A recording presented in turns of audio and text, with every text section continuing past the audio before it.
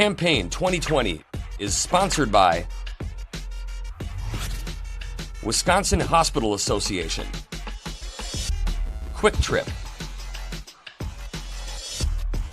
Wisconsin Counties Association, Wisconsin Realtors Association, and Wisconsin Operating Engineers Local 139.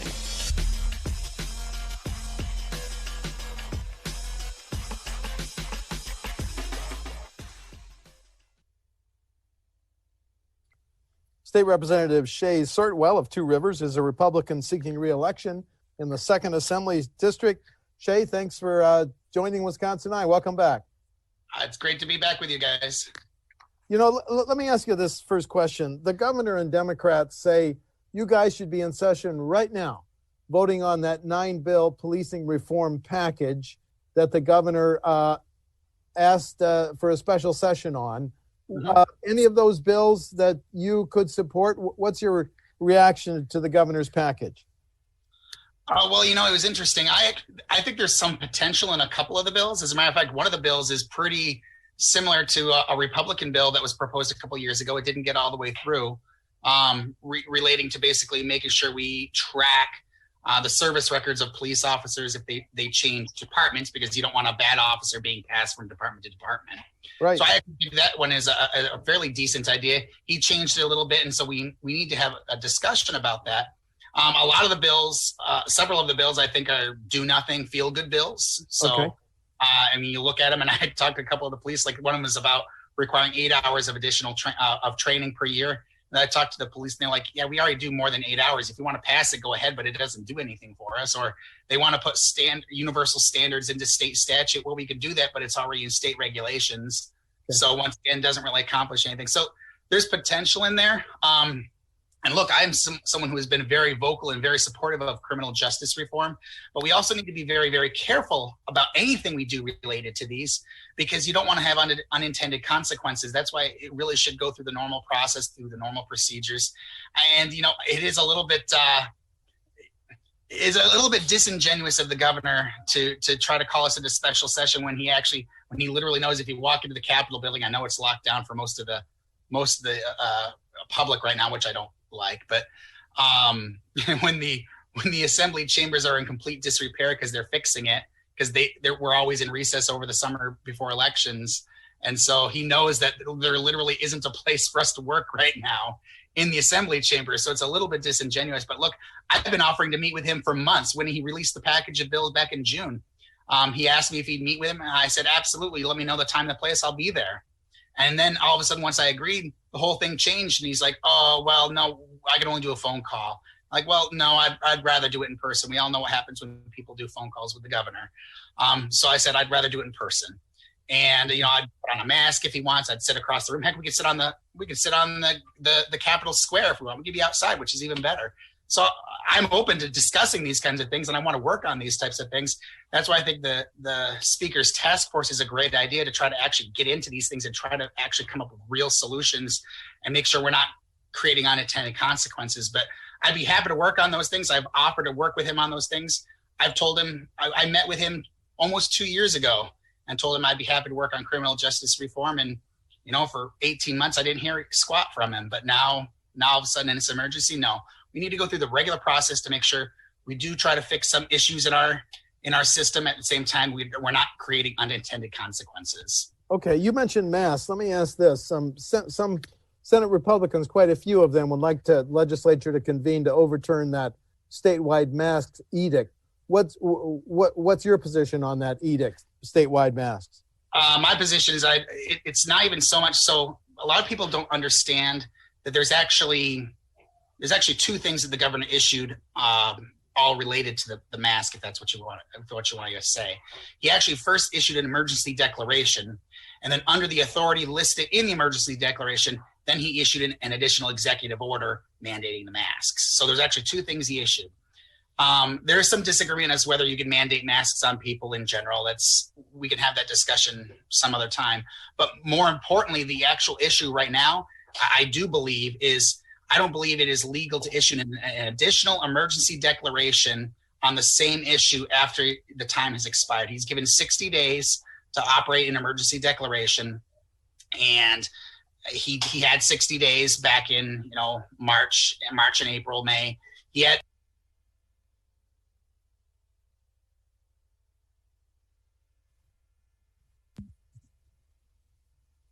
Are you still there? Yeah, we had a break. There. He Okay, so he had 60 days. He had 60 days, and that expired. I don't believe he has another 60 days to do it. If he wanted to do the mask mandate, I believe he could once again follow the process that the courts have laid out and said is legal for him to go.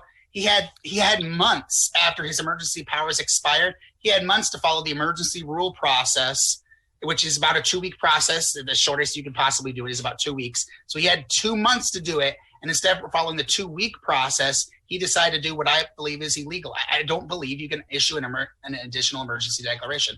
I would support overturn the emergency declaration. Now, if he wants to come back with a mask mandate through the emergency rules, that has legislative oversight, and the JCRAR committee can consider whether they think it's appropriate at this time. Okay, a couple other pandemic questions. We've seen the role that hospitals in Wisconsin and across the nation have played in treating COVID-19 patients. If you're reelected voting on the next state budget, should hospitals be given an even greater priority than they might have in the current budget, Shae? Well, you got to be very careful about that, in part because we're probably going to be facing an enormous budget crunch. I mean, I know we saw some numbers come out in the last day or two. Right. We're relatively optimistic, but we haven't actually felt the full impact of how the pandemic has affected our budget right now. So should we put more money into hospitals? Absolutely, if we can afford it. But we also got to make sure we're trying our darndest as we're going through the numbers to make sure, you don't have to cut things like schools. We don't have to cut things like right now is pretty a big issue in the current timeline right now is law enforcement. We don't want to be cutting things from those people. So there's a whole lot of budget constraints. And do we want to try to put money into hospitals that are trying to get through this? Absolutely. But we need to be very careful because I think we're going to be cutting more than anything else. And I just don't, when people are hurting, when unemployment's at 8%, then that is not the time to be trying to take more money from people. So really our choice is, what are we going to be cutting back on? And I know the governor has done some of that, and I applaud him for that. But it's probably not going to be enough, and we're going to have to make some tougher decisions as we go into the next biennium. Okay, just to be clear, you're not in favor of raising any taxes if there is a budget shortfall, correct? No, I do not support raising taxes, especially when people are suffering. Does that include the gas tax that the governor wanted to raise last year, Shae? So my position on the gas tax has been pretty consistent. Right now, we fund the transportation fund in 2 ways. One is directly through transportation-related taxes and fees, your car registrations, your gas tax, etc. And then in addition to that, we have some money that comes out of the general fund. So I actually support more segregated funding for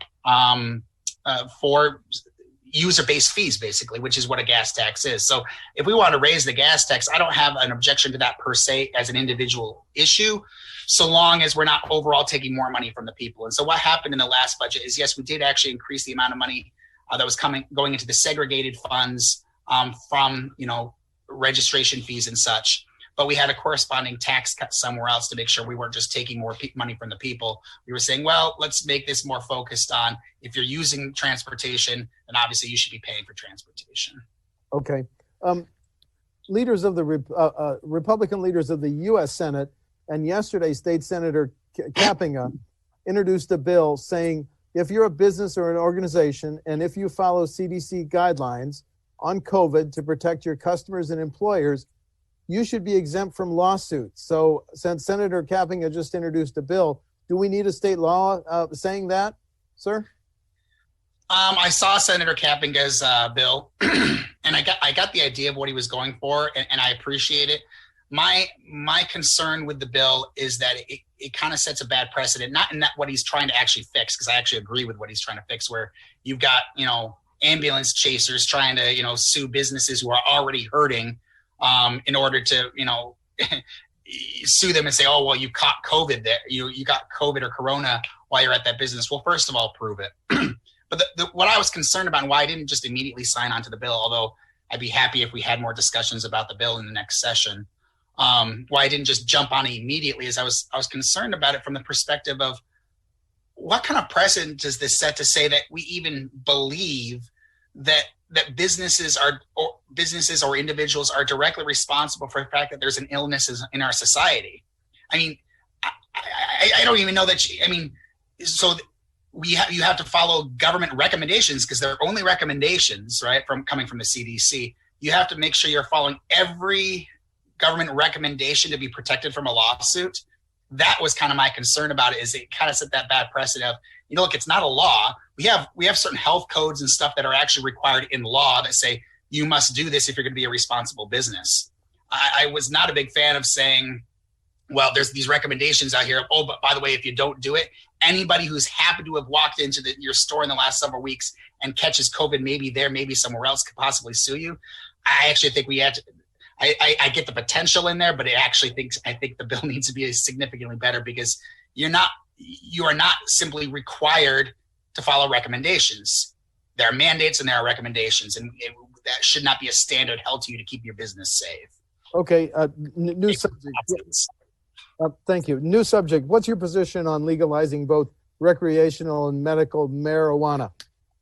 Well, I was a co-author on the Assembly Bill. I think it was 750. I'm not mistaken about the number, which is a medical marijuana program. It was the first bill that actually came out with Republican authors. I know there was a bill that Senator Testin was on too, along with several Democrats. But this really came out of the Republican caucus. Representative Felskowski, who's now running for the Senate, has really been a champion of this issue, talking about how she thinks it would actually benefit the state of Wisconsin. And I absolutely support it.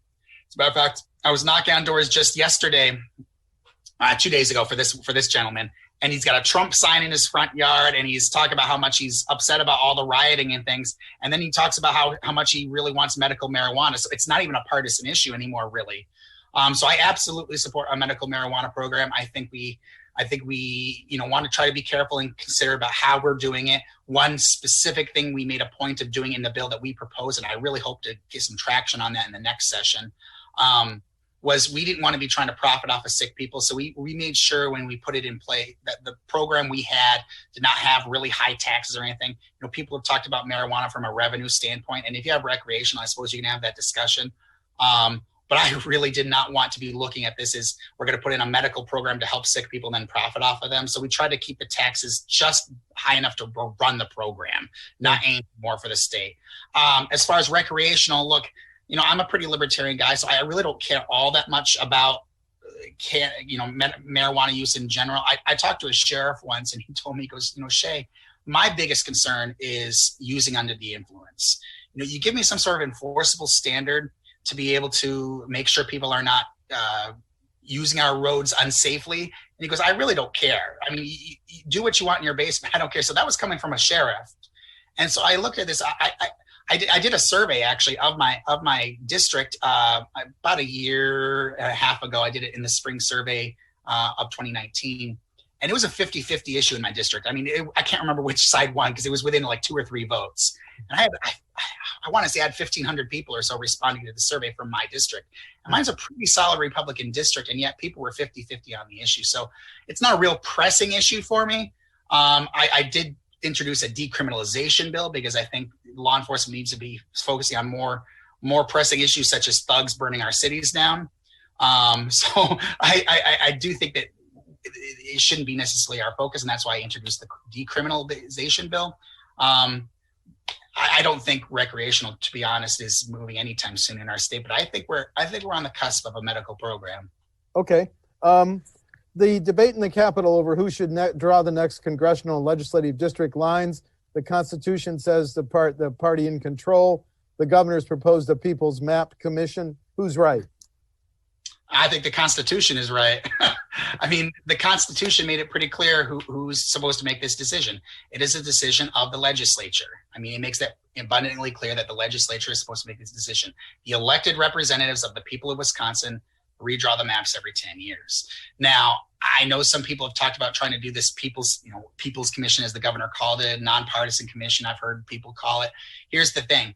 When you're doing that, what you are actually doing is taking power away from the elected representatives of the people themselves and giving it instead to unelected bureaucrats. I mean, that's what you're doing. They try to make it sound all fancy and try to wrap it up with all this nonpartisan, packaging. Yeah. But you are taking power away from the elected government and giving it to the unelected government. And I think that's a bad idea. Okay. New question on property taxes, which are high in Wisconsin.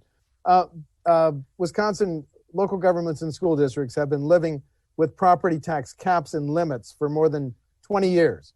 If you're reelected voting on the next state budget, do you think those caps and limits on property tax levies should stay in place? Oh, absolutely. And I think it's key what you just said there. It's been in place for 20 years, more than 20 years, which means it's existed under both Republican and Democrat control that we've had these property tax limits in place. I mean, the idea of it is not that you can't ever raise property taxes. The idea is that if local officials want to raise their taxes, want to raise your property taxes, then the people themselves have to make that decision. I mean, it's not like look around the state. It's not like we haven't had referendums that have passed in order to increase local property taxes. There are times that the people of those districts decide, you know what, I think we do need a new school, or we do need a new furnace, or we do whatever it happens to be, or maybe we just want a larger operating budget. Maybe we just think we need to hire more teachers, whatever it is. And Nina, as a matter of fact, just a couple of years ago, just had a huge tax, record tax increase, the biggest tax increase in decades. And that was passed by referendum. So there's no problems with the system as it exists. If there's a need in the community, then the school district goes to the community and says, this is what we need. And the people get to make that decision.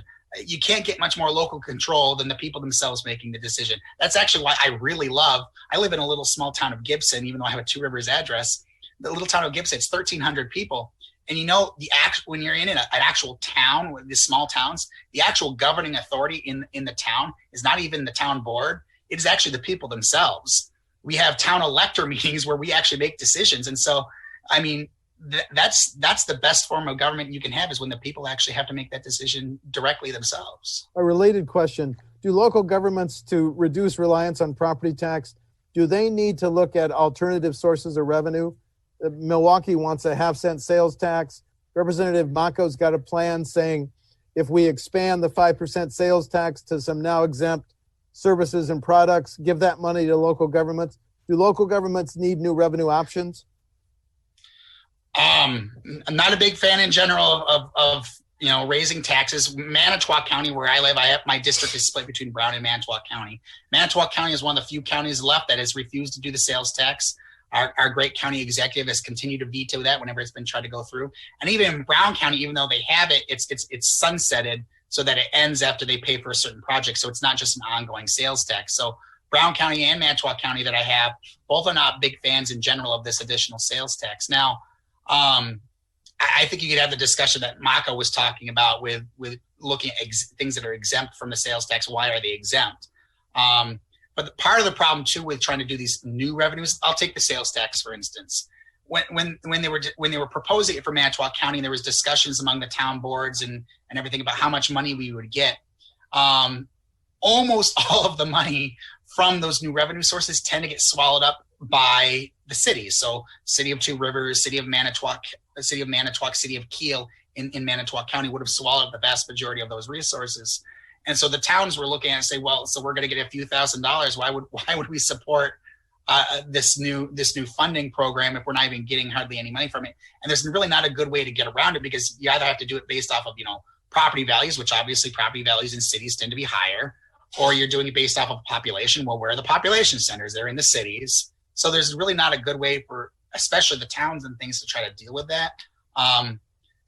Honestly, local governments actually do have resources available if they want to do additional funding, wheel taxes. I'm not a fan of wheel taxes, don't support them myself personally. However, that being said, local governments do have that authority. Green Bay has one, Manitowoc has one. I mean, if they feel the need to have additional funding resources, they can utilize their own authority to raise taxes. They don't have to get the state government to do it for them. Okay, only two more questions. If a school district or a local government wants to pass a public works project, should they have to give a preference to Wisconsin businesses, A study found in 2015, out-of-state contractors got $72 million in public works projects. That more than doubled by 2018 to 146. Yeah. Should local governments have to give a preference to Wisconsin businesses? Well, it's funny when you ask the question, a preference. What does that mean? To answer your question really simply, I suppose yes.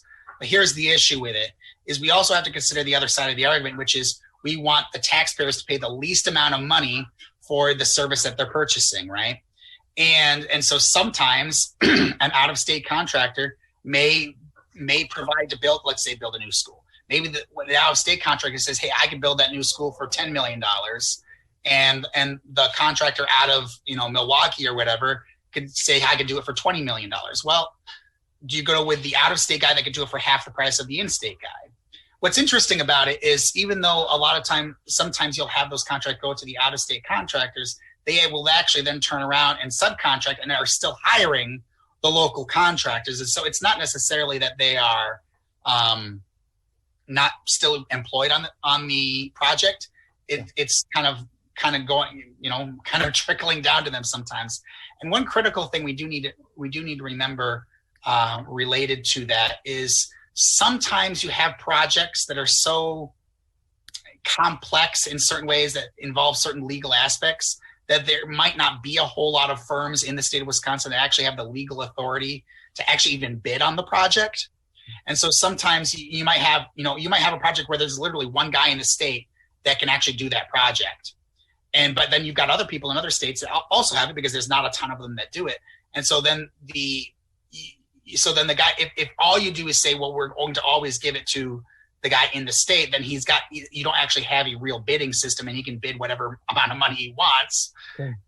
Whereas right now he's now competing against the other guy. And so then the other guy can he can bid from outside the state, but then he has all the credentials and things in order to actually run the project. And he can even hire other contractors that maybe are not under the one that could do it in the state. He can hire subcontractors that didn't have the credentials necessary. So, I mean, I would like to see something in the law to kind of say we have a preference, but we can't do a hard, fast lock in it because it could dramatically increase the price of costs to the taxpayers and sometimes result in, just really bad budgetary issues. Okay, we're almost out of time, but I want to give you a chance to highlight any differences between you and your opponent on November 3, please. Look, I don't know a whole lot about my opponent. He's not terribly well known in the community from what I can tell. So really, I'll just talk about what it is that why I think people support me and are looking for my reelection, which is I have done my absolute darndest over the last 2 years to be in contact with my constituents as much as I absolutely can. I put out e-updates and Facebook posts to talk about every bill that's come through a committee I'm on or through the full assembly session and tell people how I vote. And I try to tell people every time because, sometimes there's these voice votes and things where, politicians like to hide their votes. I don't do that. If it's something that's a bad bill that I don't support, I go up and I register my vote and I vote against it. I put myself on the record and I tell the people of Wisconsin, I tell the people of my district, this is how I stand on the issue. And this is how and explain to them why I'm voting the way I'm voting. Because sometimes a bill will say, the Save the Puppies bill, but really it's a bill about something completely unrelated. So it's not just the title of the bill. You need to get into the meat of it. And I do my best to tell my constituents what I'm doing, how I'm working on it. And then I go ahead and, I stay in contact with them. So, and I'll tell you, my number one thing that I do when I'm working on any bill is first I look at the Constitution of the United States and the Constitution of the state of Wisconsin. I look at, does this bill support the freedoms and the liberties of the people? If the bill doesn't support the freedoms and the liberties of the people, what America stands for, free markets and individual rights, if it doesn't support that, then I vote against the bill. And sometimes that means I vote against my own party. Sometimes it means I vote against the Democrats. And sometimes once or twice I've had to be the only person in the entire assembly voting no on a bill because I felt it violated the rights of our citizens. I understand. Thank you. State Representative Shae Sortwell of Two Rivers is a Republican seeking re-election in the 2nd Assembly District. Shae, thanks for talking to WisconsinEye. Thank you so much, guys. You have a great day. Thank you. You too. Thanks. Campaign 2020 is sponsored by Wisconsin Hospital Association, Quick Trip, Wisconsin Counties Association, Wisconsin Realtors Association, and Wisconsin Operating Engineers Local 139.